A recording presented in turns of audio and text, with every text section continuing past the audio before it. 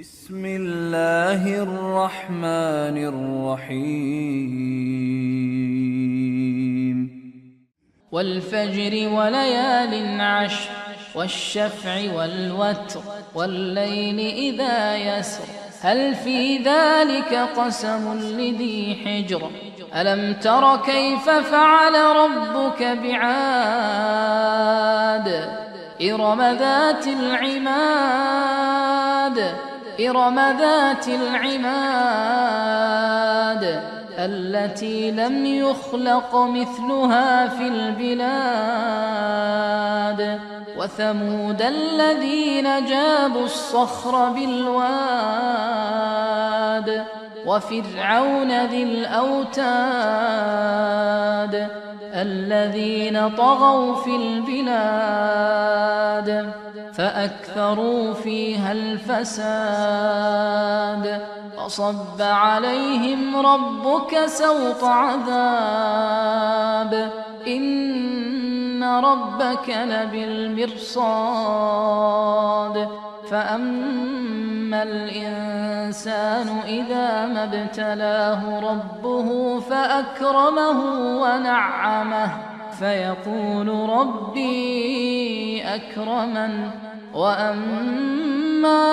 إذا ما ابتلاه فقدر عليه رزقه فيقول ربي أهانن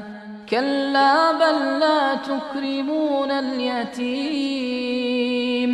ولا تحاضون على طعام المسكين وتأكلون التراث أكلا لما وتحبون المال حبا جما كلا إذا دكت الأرض دكا